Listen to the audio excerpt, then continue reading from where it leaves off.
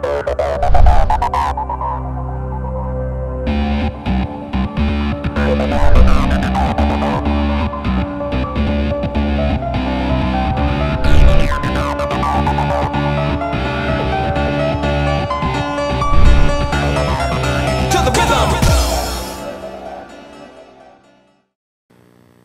memperpanjang waktu, saya persilakan ke Mbah Sujiwo Tejo dulu untuk memberi komentar. Iya, Assalamualaikum warahmatullahi wabarakatuh. Saya minta maaf pertama ke Mas Dhani agak keras tadi, karena saya pengen masa depan Indonesia itu anak mudanya itu, masyarakatnya itu ilmiah gitu. Nah, salah satu sifat supaya masyarakat itu ilmiah, ilmuwannya itu harus bisa ngomong. Kalau pakai PowerPoint, kelemahannya ilmuwan sekarang pakai PowerPoint, terus ngomongnya pakai PowerPoint nggak ada ekspresi. Gimana pelajar akan tertarik? Padahal fungsi sekarang ini, pelajar harus tertarik, hidupnya harus ilmiah. Tapi kebanyakan ilmuwan asik sendiri, dikiranya kita itu, jadi sorry kritik saya mudah-mudahan nggak diterima. Dan semakin kita menguasai persoalan, semakin kita bisa ngomong dalam waktu sekian menit. Pertanyaan pertama saya adalah, mumpung ada Mbah Rono, sejak namanya penanggulangan bencana, sebetulnya dunia kalau menurut saya dibentuk oleh kata-kata, Pak.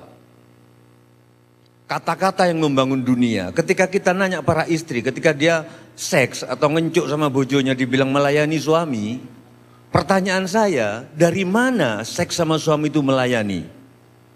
Begitu dia bilang melayani, berarti dia nggak cinta, karena nggak ada servis di dalam cinta. Nah, maksud saya gini, saya ingin di masa depan itu kalau ketemu ibu-ibu, nggak ketemu lagi, tadi malam saya melayani suami, itu apa itu? Enak bodoh enak kok, kecuali kalau terpaksa. Nah kalau terpaksa berarti ada problem sama rumah tangganya. Servis, slavery. Demikian juga Pak Surono, disaster itu terjemahan tepatnya apa dalam Indonesia? Saya nggak cocok sama bencana. Di Twitter saya nggak pernah ngomong bencana alam, saya selalu ngomong sabda alam. Loh, karena pengetahuan sipil saya bilang, apa yang salah dengan alam? Wong tsunami, gempa itu kan cara alam mencari keseimbangan baru. Lah kok terus disebut bencana dari mana? Padahal leluhur kita sangat menghargai alam. Macan dipanggil kiai ini. Terus kenapa kok suami disebut tsunami, disebut bencana? Gempa enggak, ini Pak Andi Arief. Mungkin ke depannya penamaan karena di balik nama itu ada konsep. Enggak bisa sembarang nama. Wong secara umum pemerintah aja saya nggak setuju kok. Saya jarang pakai kata pemerintah Pak Surono kalau nulis. Dalam tanda kutip pasti pakai government. Karena pemerintah tukang perintah artinya kan.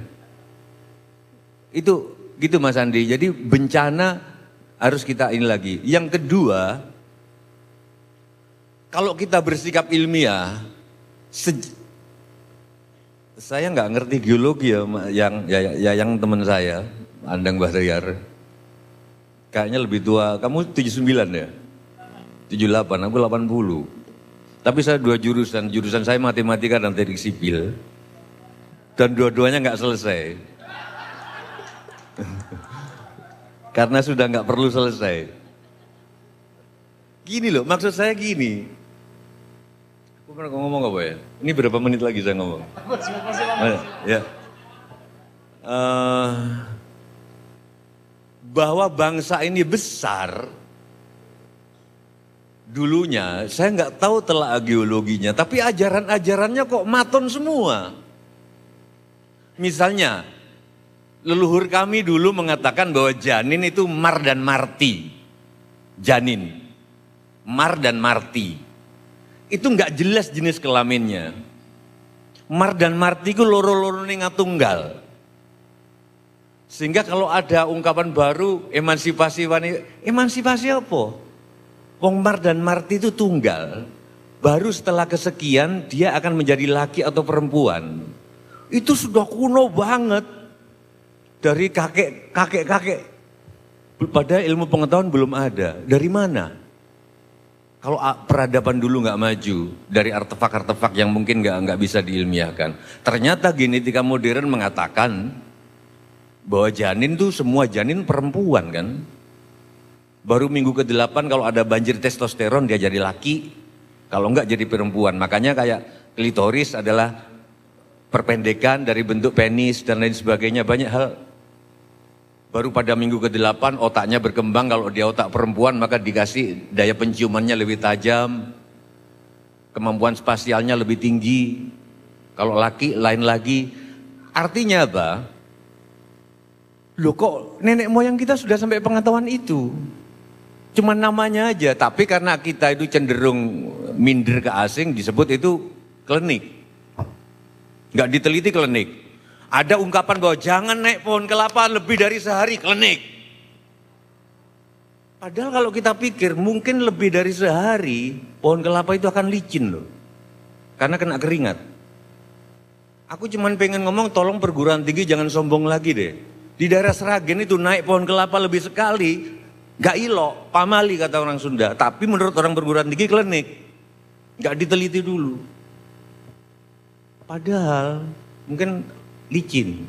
Atau mungkin kalau dia terlalu sering naik kolesterol, produksi kelapa makin, iya kan siapa tahu.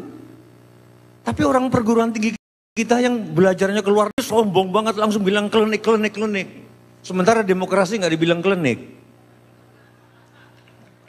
Dari mana nggak klinik? Benernya ditentukan oleh benernya orang banyak.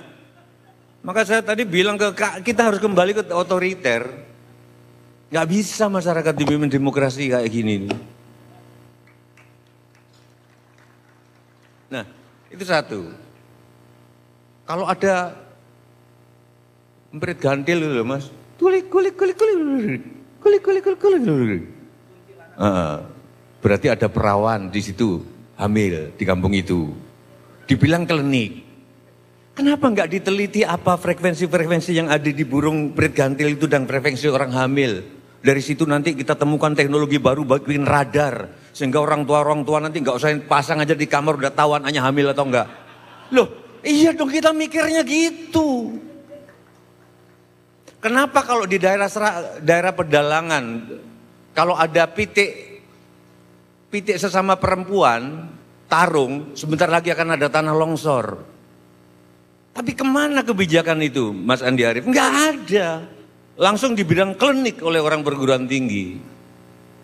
Jadi saya kira itu sebagai pengantar, saya sangat percaya bahwa bangsa kita besar, karena Sastro Jendro Hayuningrat misalnya, itu sangat dekat dengan temuan sekarang tentang genom, kitab genom. Sastro Jendro Hayuningrat itu, nggih Pak Rono nggih, Mas itu kayak segitiga gini loh. Di sudut paling dasar dunia sehari-hari itu ada benar dan salah. Ada benar persoalan hukum di situ siapa salah harus dihukum. Tapi makin ke atas jarak antara sudut benar dan salah makin kecil, makin nol. Nol, nggak ada benar dan salah sudah dalam kesadaran Tuhan. Begitu kita tinjau dari, aku itu kalau ngeritik di ELC itu sebenarnya memakai kesadaran ini, memakai kesadaran dasar ini. Karena kita harus hidup di khalayak rame, yang salah harus dihukum. Tapi makin ke atas, berapa ribu orang yang meninggal waktu pembangunan Candi Borobudur. Sekarang banyak orang senyum-senyum pacaran di situ, berdoa. Nggak ada benar salah. Berapa orang yang digusur, bapak saya jadi camat waktu pembangunan Taman Mini. Diginjak sama istana, harus ngirim burung dara, rumah gaya Madura. Sekarang orang-orang mengakui fungsinya Taman Mini. Berapa ribu orang yang digusur dari Senayan untuk Gelora. Orang-orang Betawi pindah ke Tebet, dari Tebet terus ke Condet. Sekarang orang-orang senyum-senyum jogging. Mungkin Senturi juga gitu. Siapa tahu itu berguna nanti untuk Demokrat. Cuman endasnya itu kalau itu masuk ke uang-uang pribadi itu asu tenan gitu. Kalau sampai. Jadi kalau saya itu gini-gini di ELC itu sebenarnya pakai kesadaran. Nah makin ke atas, makin nol, nggak ono salah bener. Nah di kitab genom, genetika ternyata baik dan buruk sudah ditulis di kromosom. Enggak, yang saya mau betapa tingginya kita Pak. Saya kira itu sebagai pembukaan. Wassalamualaikum warahmatullahi wabarakatuh.